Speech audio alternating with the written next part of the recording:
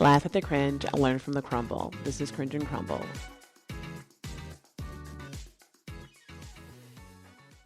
So some women know how to excel in every room that they walk into. They know how to lead, build, protect, and even own that room in a professional setting. But when it comes to love, suddenly their competence turns into confusion. And that's where the question comes in because now the question is no longer, can you succeed? It's more so, can you be successful without making someone else feel safe? And for a lot of women, that is where the performance begins. So, welcome back to Cringe and Crumble. I'm your host, Tranisha, and today's conversation is called Love is Not a Performance Review.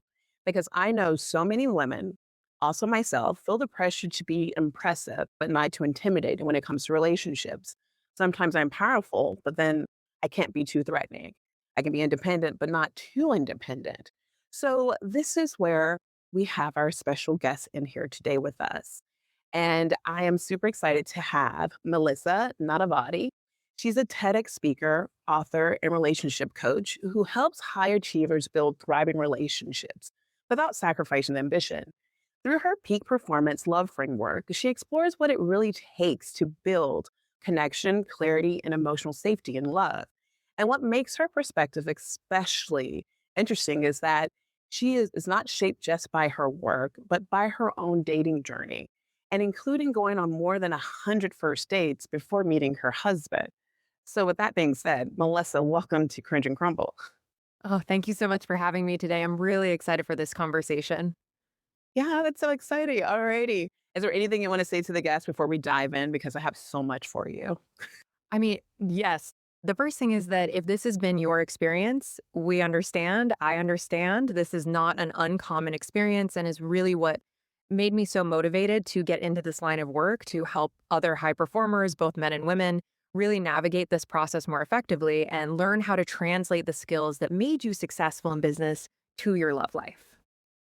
And so this is really great because this is where I want to start. I want to start with identity, right?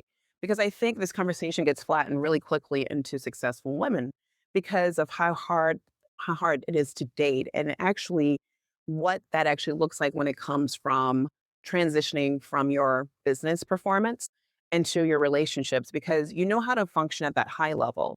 You know how to anticipate things. I know how to pivot, but then what happens is when I bring those qualities into my relationships, it gets kind of meshed, right? So, my question for you, Melissa, is when you think about the women you've coached or even your own experiences, what do you think success teaches women about work? So I think one of the biggest things that particularly high achieving women really struggle with is identifying their whole worth based on their business success or leading with that in the dating process as well. And this is the same for men as well. And in working with men, that they lead with like their success instead of their authentic self. And it's like we suddenly forget how to connect on a person to person level when we translate that from business to personal. Now we're still trying to lead with a resume versus showing up, being inquisitive, being curious and having the identity of being the chooser, not the chosen, is a really key shift. So when we identify as I have to be liked, what do I do to soften? How do I show up best so they will choose me? That's when we run into trouble. That's when we end up showing up not as our most authentic self or as our best self, but staying in the driver's seat and dating is absolutely essential. So, do you think I like how you said like how to be the chooser, not to be the chosen? And I really do, and I really connect to that because I think do you think we're just afraid that we may get rejected? So we're too busy trying to outperform and perform overly because we're like, I want to be chosen as opposed, like you said, to be the chooser. 100%. And if you think about this even from a business lens, if you go into like a sales call, even if you're not in sales, we're all technically selling, right? We're selling ourselves in business. And so if you go into a sales call and you're like, I really want them to buy, the energy that you show up with is so needy, so insecure, and it's hard to be chosen. So the irony is when we show up like, do I want to work with you or do I want to date you? It's going to change the energy you bring to the conversation and the type of questions you ask and how you present yourself. I never even thought about that. Now, what does it look like when a woman is strong in life, but the strength starts turning into more of like that control, that hyper independence, and an emotional armor in the relationship? So, what does that really like looks like? The truth is, when we're showing up with armor, we're actually not being courageous. And that's actually the opportunity to act with courage, right? It seems counterintuitive. It's like, but when we show up with armor, we're acting based from a place of fear. We're trying to resist doing something that would create an emotional response of pain, which is understandable. Nobody wants to feel pain. But if we're trying to avoid a certain feeling, we're going to show up with walls. So what I always say is like, courage is one of the core virtues that you do learn as a successful person. You have to be courageous in business. And so thinking of it from the lens of, would you not jump on that sales call because it might not go well? Of course not. You're going to still take the sales call. Same thing in dating. And it's just that we haven't practiced that same skill of courage in a different arena. So when we try and control the environment, we try and control the person, the dating process, it's because we're afraid of something. We're afraid of being left. We're afraid of not being chosen. So it's really about confronting that fear and being honest with ourselves of, yes, there is a risk. Anytime there's a reward, there's a risk. And to get the kind of love we want, we have to risk being hurt. You're so right. There's always, if there's a reward, there has to be a risk. And we have to be allowed, I guess, be honest with ourselves to have our feelings hurt sometimes. But also, I think, in a sense, as you said that, like, it's actually okay to be rejected in a sense if you are this capable woman, because I think that you realize that it's like intervention or like divine intervention that this person can't really handle who you are. But I also don't want to be too aggressive in it. Does that make Yeah. sense? And believe me, it's a balance, right? But I will say on the rejection front, there was something I did for myself because I used to be painfully afraid of approaching men that I found attractive. And Oh. it was a running joke in my friend circle that if I was avoiding looking at a man in the room, it meant I found him attractive.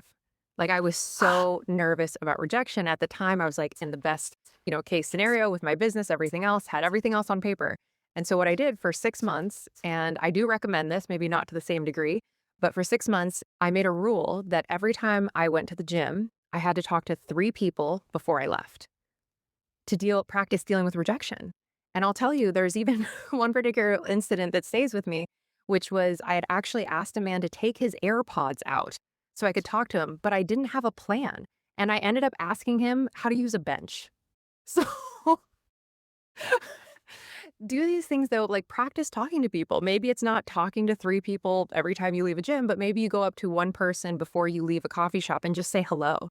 But we have to get practiced at feeling that sense of rejection because it reminds us on a biological level that we're not going to die, right? We think of rejection as the same thing as being cut or punched, right? It's the same as physical pain in our body and neurologically. So if you train in that emotion of rejection, it becomes less scary. That's really interesting because when I think about it, like I said, like like the name of the episode is like a performance review. Like when you get that constructive criticism, sometimes you can't even take it because you're like, oh, wait a minute, am I like, what did I do so wrong? Like, do they really like me? Like, how do I? And when you translate that into the dating world, it's the same thing. You're just kind of getting that constructive criticism. It's just feedback. Yeah. And it's also okay to not be chosen. Like the goal is not to be the most popular person to date. The goal is to find one person. And that is a really hard truth to, as a high performer, I'm sure you get it too. Like we want everyone to like us. And once you realize like the goal is not to be palatable to everyone. If you're palatable to everyone, you're nobody's, number one. And so not looking at it like, oh, I'm keep getting rejected. That means there's something wrong with me. It's like, no, you just haven't met somebody who has the level of confidence that is required to be with you. And that was a big thing for me too. I went on over 100 first. I think I got up to like almost 120 first dates, not because I was trying to, but because I kept running into people that weren't totally aligned. And when I finally met my husband, he was the first person that made me feel really celebrated and really good for the fact that I am driven and ambitious and he had the confidence within, right? For me to be better at certain things, for him to be better at certain things. And if you keep running into men who are like turned off, it doesn't mean you need to tone down. It just means you haven't found that one person. And the good news is it only takes one. then that actually brings us into the next section of men and power and attraction. Because the common, I guess, the misconception is that men are really intimidated by successful women. But you just proved that, of course, that's not true because you found an aligned partner. And, but I also wanted to dive a little bit deeper in that intimidation because even though we say men are intimidated by our success, are they just uncomfortable when they can't be centered or need or playing that like head of the household figure? Like that could probably be the issue. So my question for you is, what do you think is actually going on when people say men are intimidated by successful women? So, a couple things are going on. First is every time we go into a date, we are both, each party is coming in with a completely different lens of reality, right? Of what men should do, of what women should do. So, Hmm. when we're on a date with someone, the odds that our lenses meet up right away and that we're on the same page are almost zero. And so, it's an unpacking of that and having those early conversations of like, hey, what do you envision a relationship should look like?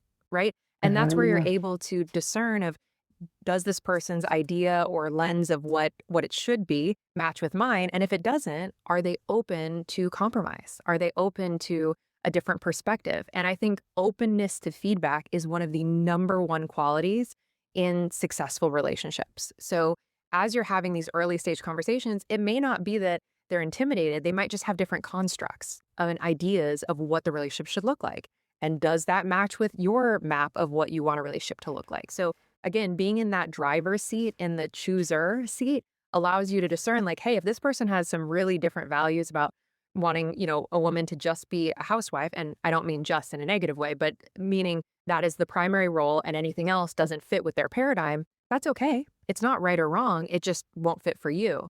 So again, asking the right questions early on to say, hey, are you somebody that wants a career woman as a partner? And if not, that's okay. That doesn't mean they're wrong. They just have a different perspective of what a relationship should look like. So I don't know if it's an intimidation, and some men genuinely are, but just like some women are genuinely intimidated by men, right? So it's not gender specific. I think intimidation can happen on either side, but that intimidation rather than a curiosity and a celebration just means that person hasn't fully found themselves yet and they're not fully confident in who they are. So you say that. So what happens if you think if a man is attracted to the woman's ambition at first, but then over time, that ambition, his ego kind of gets in the way and he doesn't really like to coexist with it. You know, like you said, if we looked and we said at first he's like, I'm fine with it, but then over time he's like, I don't really think I'm really comfortable in this. So how do you even navigate that? Because we did what we were told to do, but then my feelings are hurt and I don't want to be here anymore.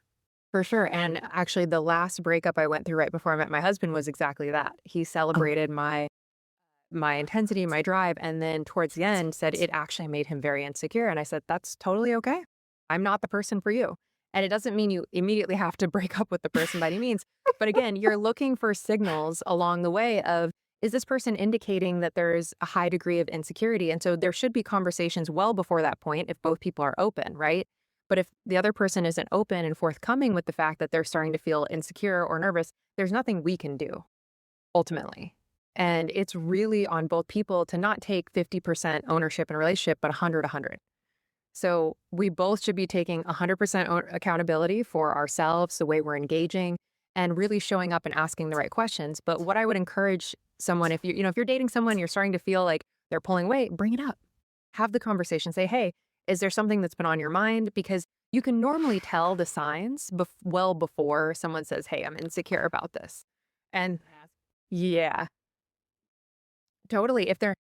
They're not celebrating your wins. Oh, yeah. So I was just going to say, if they're not celebrating your wins, if they consistently seem like just neutral when you're winning, like somebody who can't clap when you win is a very big indicator.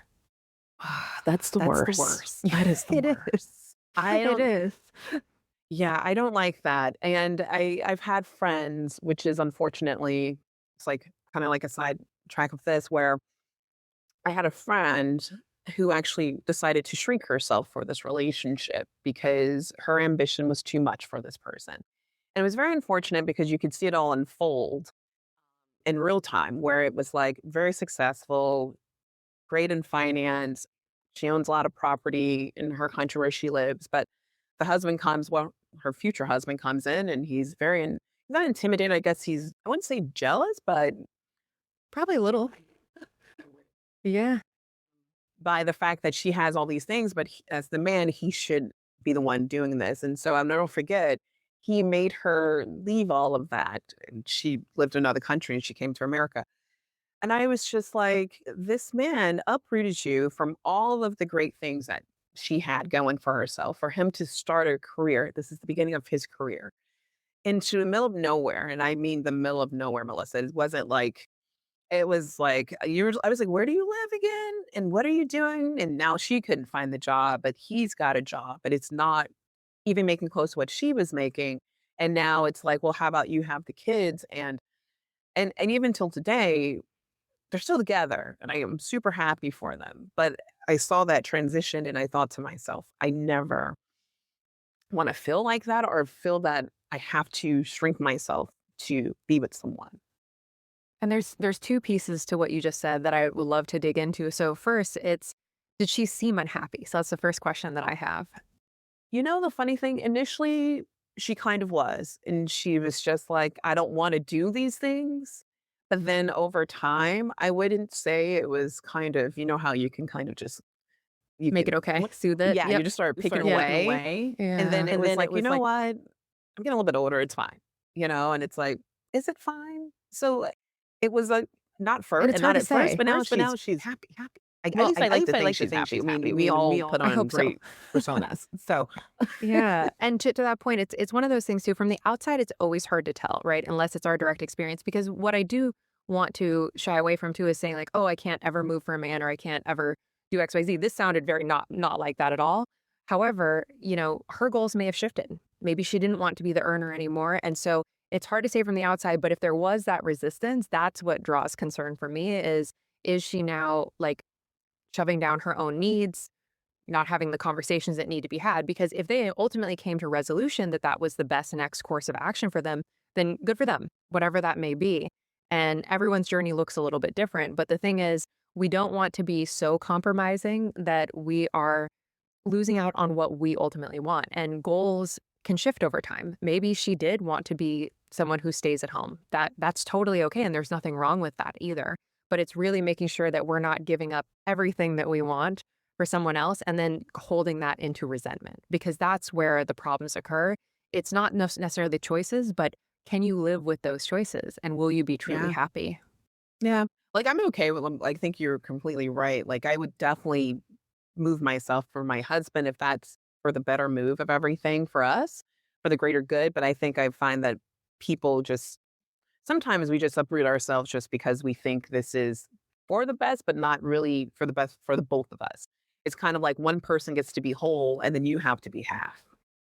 Yeah. And that's where too I think there's the opportunity to really get crystal clear on what are the day-to-day things that you need, right? Because if you look at relationships, I always like to talk about it in seasons. So, especially with high performers, you're going to have different seasons where one of you might be striving a little bit more than the other and you might be a little bit more in a supporting role. But as long as you're having conscious conversations about when that season will end or shift, like is it just the first couple years someone's starting a new business that you have to be the primary earner, right? So having conscious conversations about seasons is what allows you to prevent resentment building over time.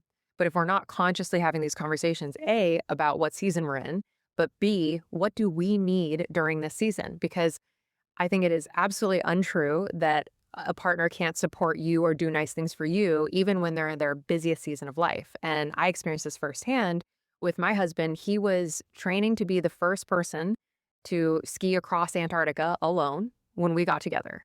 He had to raise $1 million to do it. And that was what we were doing our first year of our relationship. I was fully funding our life while he was fundraising. And knowing that that season would change, though, when he got back was key. And then on top of that, he made time for me. Just because he was attempting something literally no one had ever attempted before, didn't mean that he put us on the back burner. He would consistently surprise me with flowers. He would make time for dates, right? And all of this while literally training, fundraising, doing something no other human had attempted. So anytime someone says, "Oh, I'm too busy to invest in the relationship," it's a lie. You make time for what you prioritize. And I have firsthand experience of how that simply isn't true. Yeah, that is so true. You make the time. And did he actually go across and He ski? did. He made it 500 miles going uphill, dragging a sled that weighed over 400 pounds, completely alone. 60 days to do that part of the journey. He unfortunately got medically evacuated, so wasn't able to complete the entire crossing, but he still broke records. I mean, it was incredible. That's incredible. Oh my goodness, that's awesome. Why is he not on Netflix right now? I need to see this documentary. Well, there's a documentary in the works actually in I was gonna post-production. say, because I was like, I need to see this documentary. I've seen the guy who's been climbing up all the buildings. I wanna Yep. see his journey of being alone in Antarctica, going up, what is that, so many miles, like, Yeah, 500 miles alone. 500 miles. Oh, Yeah, I'm so completely happy alone. for you, Melissa. Oh, thank you. I'm happy for me too. I was in Scottsdale, Arizona while he was in the cold. So I was moral support. Even more support. Oh, that's Yeah. so good. So then I'm gonna just kinda, like, change the subject a little bit. Yeah. Let's start talking about discernment then and Mm, attachment styles. Like, how does that absolutely. show up as a successful woman, right? And you going into this relationship, like, what do you bring into that? Like, how do you get out of it? Like, let's just talk all things discernment and attachment because I Yeah. think this is where is your powerhouse. Discernment is one of my favorite topics. You guessed it. And so often, what I find, especially for high performing women, is we either go into the dating process with no list at all. So we are just like, I'm going to be open, I'm going to attract, I'm going to find somebody, Well, or we have a super rigid list that is overly specific about the wrong things, like height, hair color, right? Like all the aesthetic things. And I'm a firm believer that you can create chemistry with anyone, with just about anyone that you are aligned with. And so often we're operating from, do I feel the spark? Do I feel that initial chemistry? And I'll tell you, even my husband and I didn't have that like movie moment initial spark, but we built it. And when we figured out we were aligned, we kept seeing each other in different contexts. We were doing all of the things that created the right neurochemical chemistry to create connection. So I'll quickly sidebar on what that is. So there's really three neurochemicals at play when you feel a sense of chemistry. The first is dopamine, which is the reward system in the brain. That is no. activated through novelty and play. So having new experiences with your partner, which is why dopamine tends to be the dominant neurochemical when we first are dating someone, because everything is new. We're going to new places, we're having new conversations. So the second neurochemical is oxytocin, and this is the bonding hormone. So it's activated through physical touch, moments of like shared laughter if you're maintaining eye contact for just a few seconds longer than what feels natural. And then also sharing vulnerably. Anytime you share something about yourself deeply and the other person connects, you're activating oxytocin. And then the final is serotonin, which is activated through positive social interactions, sunlight, exercise. So let's say you go on a walk after a date with somebody, you're synchronizing movement, maybe you decide to hold hands. You're going to start feeling that sensation of chemistry just through intentionality. So Wow. that's why I believe being discerning based on core values is so key because you can build chemistry with people who are not your quote unquote type. And if you've just been dating your type the whole time and you haven't had a long term relationship out of it or it hasn't worked out, then your type isn't working, which is a really hard, hard truth because that was me. I kept dating the same type over and over again, thinking I was going to get a different result. And you have to be willing to shift out of that. So how did you learn how to shift out of that? Because I know some of us are very stubborn in what it is that we want. We still I like still that like rigid that. list. Yep. I know I would go in like, I'm gonna be open, but in the back of my head, it's like I still have a couple of You still have a things. list. I still have a I still have a list. list. And I like how you're like the dopamine levels. Like I love the feeling I feel when I get out of like the gym or something. Mhm. And I'm in like I'm gonna say oxytocin. Oxytocin, yeah. Yeah. The Like these oxytocin are things I feeling, never yes. knew existed. Like I'm sure they're there, but you never know like how to navigate that into a or like weave it into a relationship. So how did you like decide one day after 122 dates? How did How you? did I'm you seriously like seriously, like these are the yeah. core values that I have, and I think these are really great core values that actually after this conversation, I'm taking them with me, and I'm not stealing them. I'm just going to take them so I No, can no, learn. take just steal them, steal them. This is that thing. I want everyone to put this into practice. I mean, there's really kind of two sets of core values that you want to be thinking about. So first is like the character values, right? So Mm, 2 to okay. 3, like what is it that you really need in another person? Not which qualities you want in yourself, but you want in your partner. And one of the best ways to figure this out is actually to ask one of your close friends what you think I should date. Who do you think I should date? What are the values? And that's how one of the values ended up on my list. One of my best friends said, "You need somebody who's really generous." And I thought, that's weird. Why generous? And she said, because even though you've worked on your overgiving, you still tend towards overgiving. So you need someone who's going to innately reciprocate that. And that is a core value I wouldn't have thought of. I knew integrity was, but generosity had never been on my list before. And then the other set of values is lifestyle values. So this does not mean you have to do the same hobbies. Like you don't both have to play pickleball.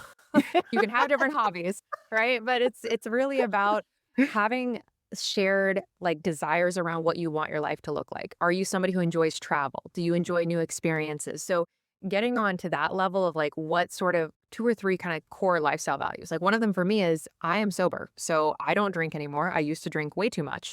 And so for me, dating somebody that was sober felt somewhat limiting, but it was something that I knew I had to have lifestyle wise. And just so happens, my husband's sober.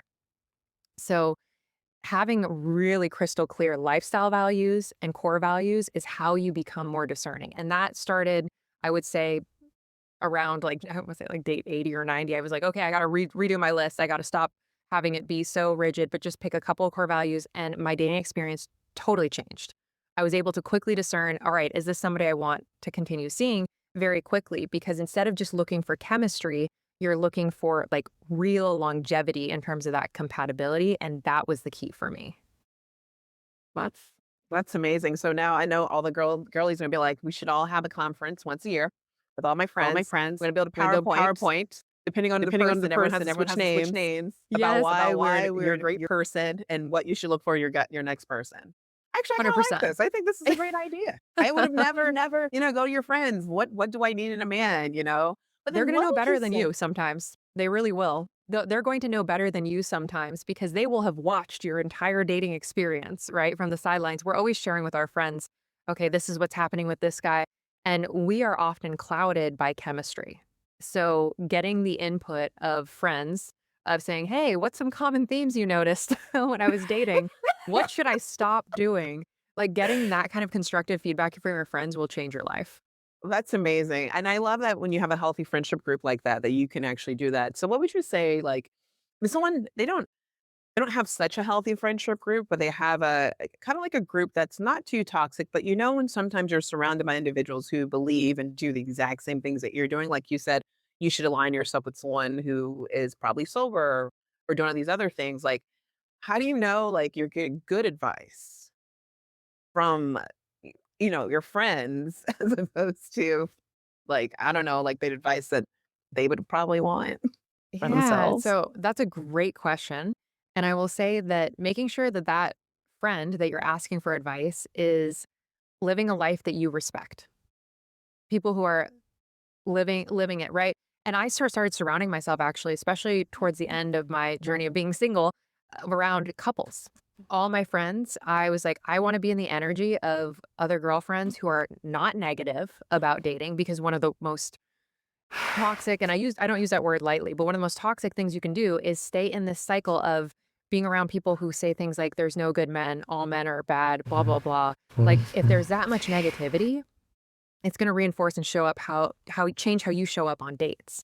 And so getting around people that have really healthy relationships that you admire will also show you what's possible. So it puts you in a positive place, and spending time with other women that are in healthy relationships, those are the women I would ask for advice, for insight into myself and what they're witnessing within me because they're living it.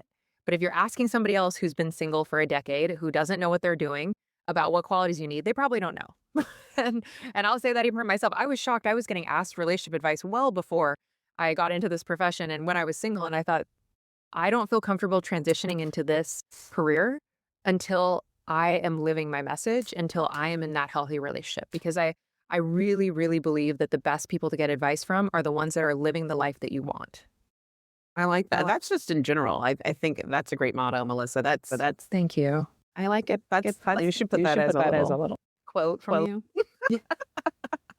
So now that you are in a great relationship and you've surrounded yourself with amazing people, like what does that leadership style looks like in your relationship now, right? Because you went from being this independent woman to now having a loving, I'm sure, healthy relationship with your husband.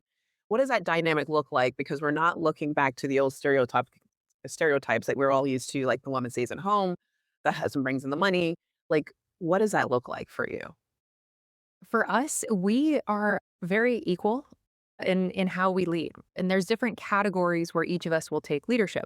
Still, kind of stereotypically, I take leadership in keeping our house stocked with food, just because I also enjoy cooking and grocery shopping. Now, does that mean I'm being forced into an old role? No. But No. I enjoy certain aspects of it. And I think we get too hung up on men should do this, women should do this. And even high performing women, they'll resist maybe doing something more feminine or in the home because they don't want to be put into that box. But true mastery of ourselves and in our relationship is being able to play on both sides of the duality. Like every one of us possesses feminine and masculine energy, and the real self mastery is being able to switch between each at different times. Right? So if we're on a date, I'm going to let him handle driving. I'm going to let him handle leading, figuring out, making the reservation. And we are able to change those roles consciously. Now, it doesn't mean I have to just be in a leadership role in one area or he does either, but it's the practice of continually having the conversations of, hey, do you want me to take the lead on this or do you?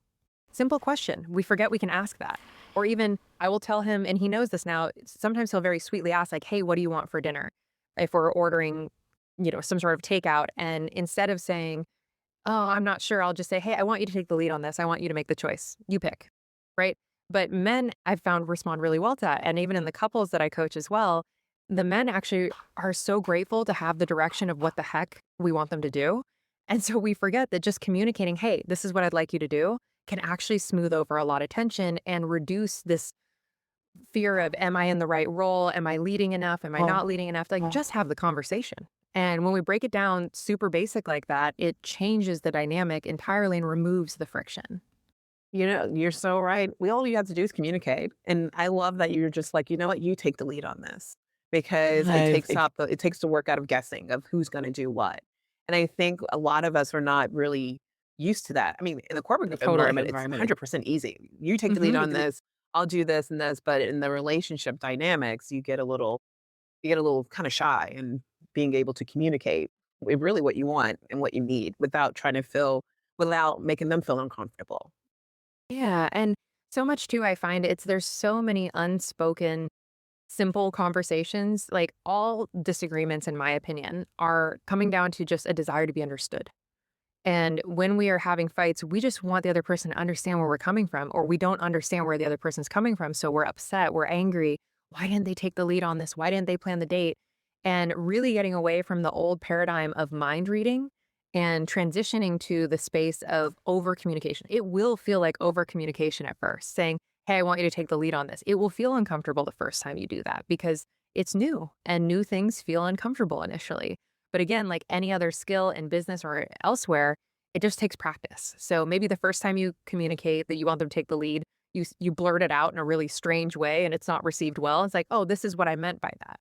Right. And so that seeking and desire to be understood is understandable, but it's really about over communicating and then even asking the question, what did you hear when I said that? And what that will do is it will elicit the other person's story. So maybe in their mind, they heard, ooh, I'm inadequate. And that might be the case that they felt that way. And that's an opportunity for you to rewrite that for them and to say, no, that's not what I meant at all. It's that I trust you to take the lead on this and I'm just making a request. But by having these conscious conversations and adding the question of what did you hear when I said that will help eliminate most of the friction. I like that. What did you hear when I said that? So, what would you say to some men who may interpret your overcommunication as nagging?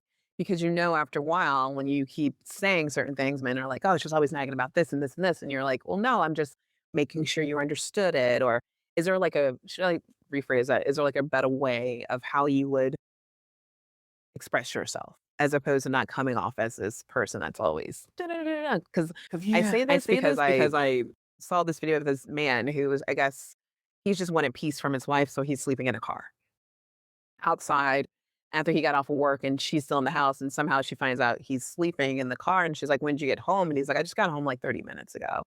And she's like, "Why are you not in the house?" He's like, "I just wanted peace and quiet. I just wanted peace and quiet, and that's it." And she's like, "Well, I'm gonna come in the car with you." And he's like, "No, I just want to be by myself." Wow.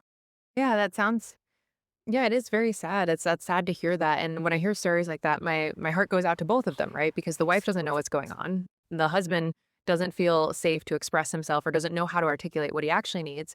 And so this is where I'm a big believer in taking a systems-based approach to your relationship, but having conversations about saying, "Hey, what do you need to decompress? I need 30 minutes just by myself before we start engaging after a long day of work." Great.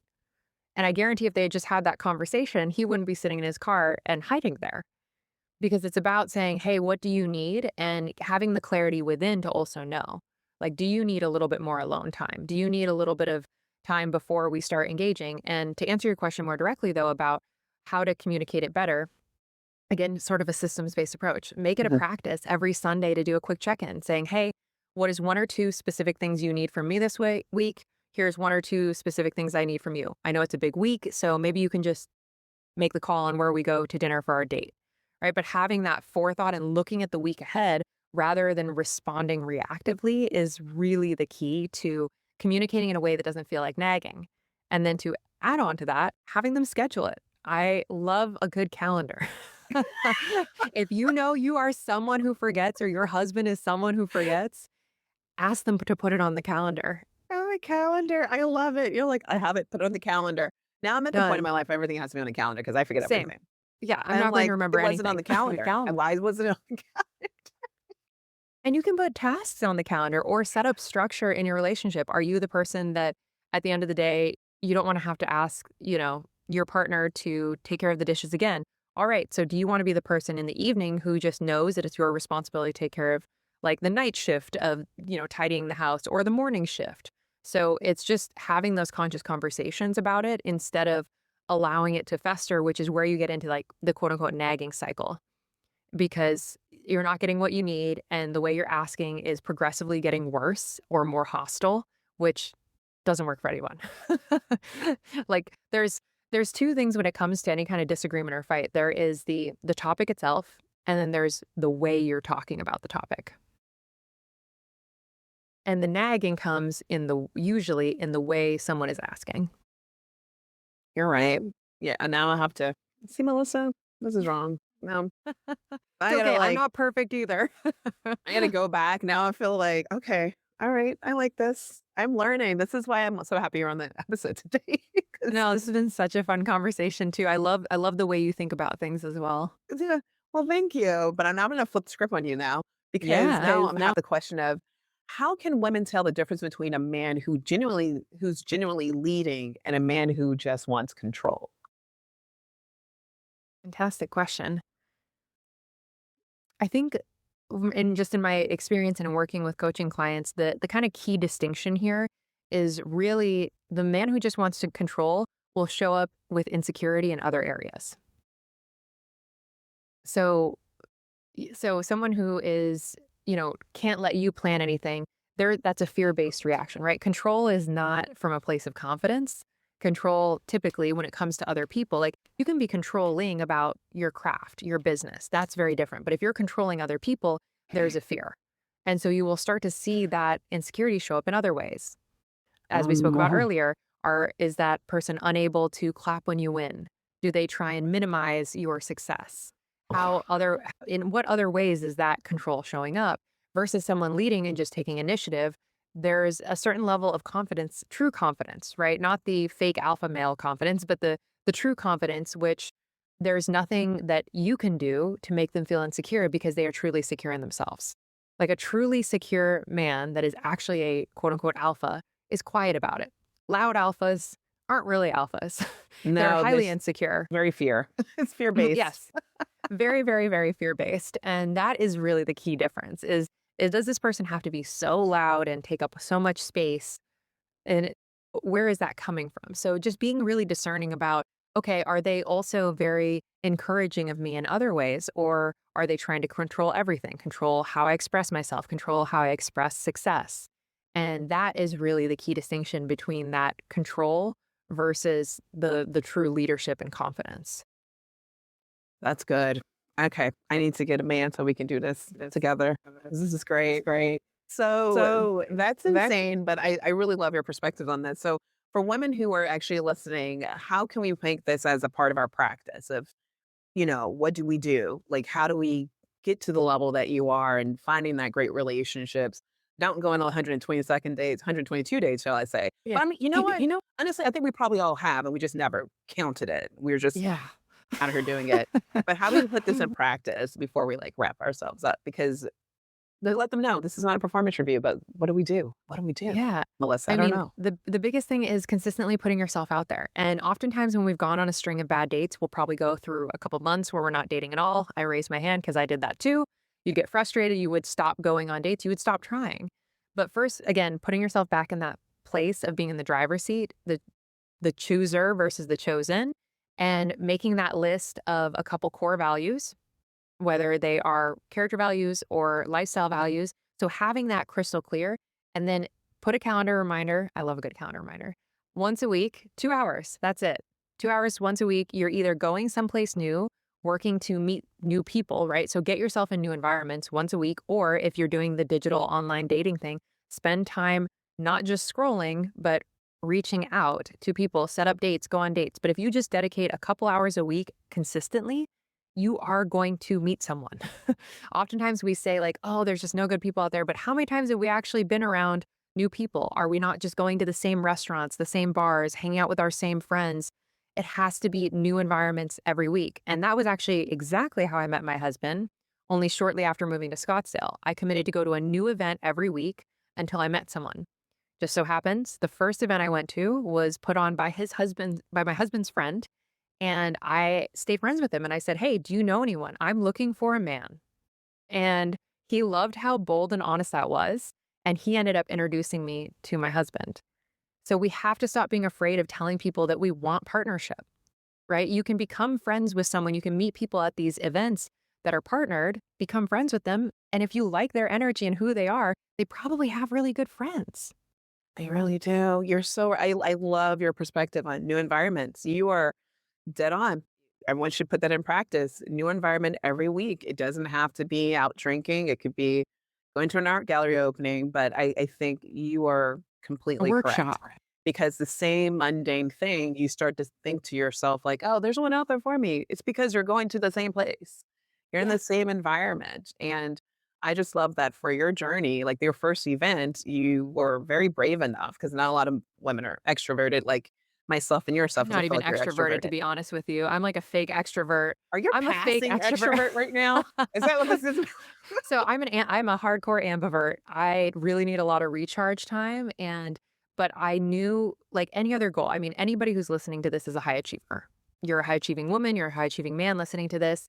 You know how to go after goals. But if you apply that same rigor to goals in your professional life, to your dating life, like there's no goals you don't put on your calendar.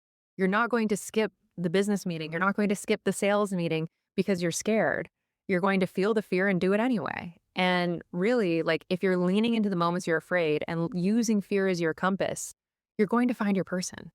But your person is not in your current circle if you've already tried dating your current circle and didn't work out. So we have to consistently do that. And trust me, I needed a lot of recharge time. I went to a new event every week. Actually, didn't meet my husband right away out of that event. It took a few more. I went to a few more events, but ultimately he ended up introducing us, was that husband's friend.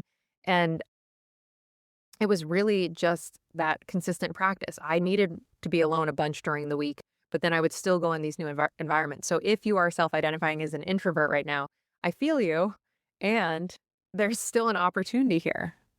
That's this has been such a great conversation, Melissa, and I love that we ended it on this because this conversation alone, it's it makes you so excited to just go out right now. I want to just go out and go meet someone. Like honestly, after this, I'm like, you know what? I look cute. Let's just go out and just I'm go here to for a new it. environment. But no, this has been such a really eye-opening conversation because, like I said before, as a woman that I think I'm high achieving. Oh You yeah, always have absolutely. issues going into this dating world and how to, that weird how to navigate how I show up at work and I show up in relationships, but you've shown us that there's ways that you can weave both of these worlds together and it can be very successful for you in dating. So I thank you so much for being on this episode. And I just want everyone to remember that love is not a performance review, but it's easy to rest in love once you understand all those little nitty things that you taught us and we put them into action. So If there's anything you want to say to the audience before you leave, go right ahead. Well, thank you, first of all, for this wonderful conversation. This has been so fun. And I love hearing your perspective as well. And truly, for anyone listening, there's two things that have to occur for you to find your person. There is serendipity, but there's also strategy and action. And so you cannot have luck without action. We can sit at home all day manifesting and nothing happened, but if you have to step out of the door. You have to go into new environments and be in these new places. And at worst, you make some new friends. At best, you find your person. Thank you so much, Melissa. That's where to end off on. And so once again, thank you. Thank the Cringe and Crumble audience. Always remember to laugh at the cringe and learn from the crumble. Thank you. Laugh at the cringe, learn from the crumble. This is Cringe and Crumble. Until next time.